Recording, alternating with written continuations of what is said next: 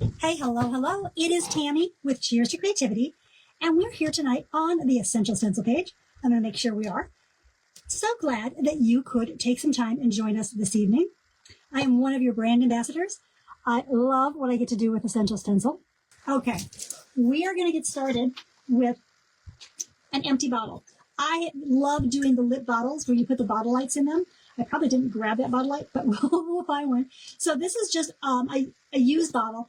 The one thing I always like to make sure you guys all know, if you're going to be working on metal or glass or like an enamel coffee pot, any of those surfaces are great for transfers. But not only do you want to make sure they're clean, you also want to make sure that you take the time to use a little bit of rubbing alcohol. This is just standard rubbing alcohol like you have in your medicine cabinet. Take a paper towel. And even though I've already cleaned this, I'm just wiping this down with rubbing alcohol. It'll take just a second for that to dry. But what that does is make sure that I've gotten any grease, my fingerprints, that type of thing off. And it gives our transfer even a better opportunity to stick to the surface. There. I'm going to be using this little guy right here. And we're just going to start with this guy. I know it's dry. I'm going to have this and it's going to come around just a little bit. I'm going to remove it from the background.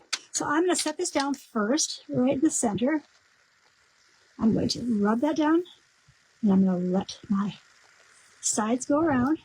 If I have a little bit of if it's not wanting to turn for me, I'll just snip it, and that'll help it. So when you start to peel this back, just do it very slowly. And if you have this part that kind of like feels like it's not quite adhering, you just lay that back down and rub it again. And right at that edge there, I'm pulling a little bit at a time. And I can tell everything's coming out because there's nothing on this protective covering. So I'm pulling it slowly. And I'm just going to secure it down. So there is just an easy project to do that can be an easy gift as well. Okay, let's set that guy aside. What was next? Next up, I wanted to show you that we can do these transfers. Let's set this up on paper.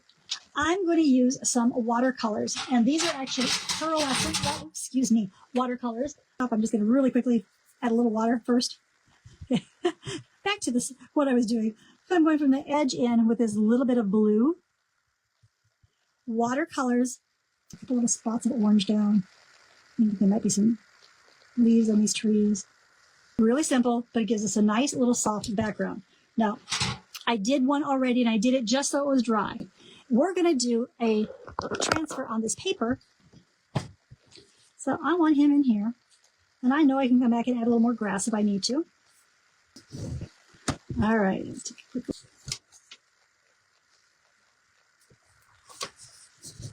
And also, you've got lots of little details. So like in those little leaves that have lots of pointy things, we really want to hit those good and secure. Super, super cute. We're going to put it in the frame. I'm going to take this back off. It's my glass. Slide this down into my frame. It's just its little backing. And turn that around.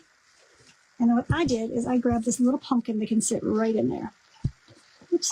So he'll sit just like that. So you got the cute little gnome and the pumpkin. All right. So we've done one on the bottle. We've done one on paper. Next up, let's see what else we can do with the transfers. So this is a 6x6 wrapped canvas. So just a really quick of the white. That warm sunset is kind of pretty. And here's that burnt orange. And I can just see that those colors work really well. Here I'm just going to pull in my edges in.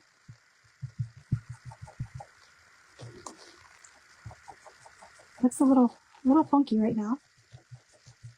Make sure it's nice and moist. Dampening. And pick up a little more of the extra white. And I'm just going to blend this in. Have a little bit on the edge of them. And I'll take and blow dry this before we use a transfer on it. Easily. Okay. So I'm grabbing this little stencil, the transfer rather. Okay. Now, first I want to kind of position this where I want it. I've laid it where my center is white. Just take your time. Go over your transfer to burnish it a couple ways. Go up and down, go back and forth. Look how pretty that is. Lifting it off. And I'm showing you our very simple, but very effective stencil. Now remember, we had that white. You can't see that because there was a white background, so it blended really easily and blessed. And I think it's especially a great message. All right, we've played with a couple of transfers. I want to do a stencil project with you tonight as well. And I did base coat this black. What we're going to do is we're going to take a candle. This is a pillar candle.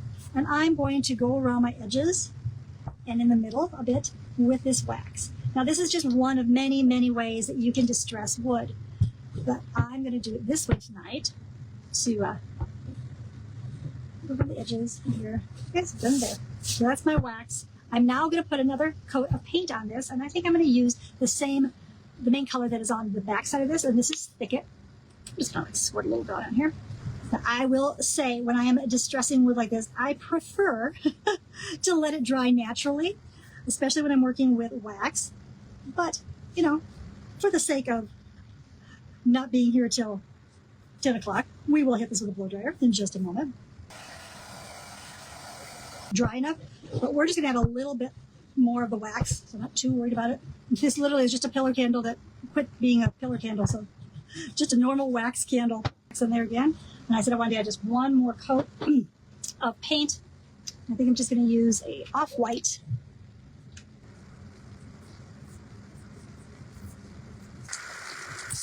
All right, so I've got that on. Again, we're going to need to let that dry before we can scrape it off with something. So we're going to see what we can do by scraping this. We're just going to go across it. We're going to scrape this off. I'm just using a palette knife right now, which I really wouldn't recommend. But what we're trying to do is see the colors behind us. And wherever that wax is, the paint won't stick. So can you see? We see some of the green. We see some of our top coat. Okay. So after you get the majority of it scraped off and off of you, I like to take a little bit of sandpaper and just give it a really quick sand. Might even, if this was natural wood, I'd probably even bring a couple spots down to the natural wood. Okay. I'm sorry. And I'm going to do this for the checkerboard. That rookwood red. So it should be darker. It's not quite black. Shouldn't be quite black.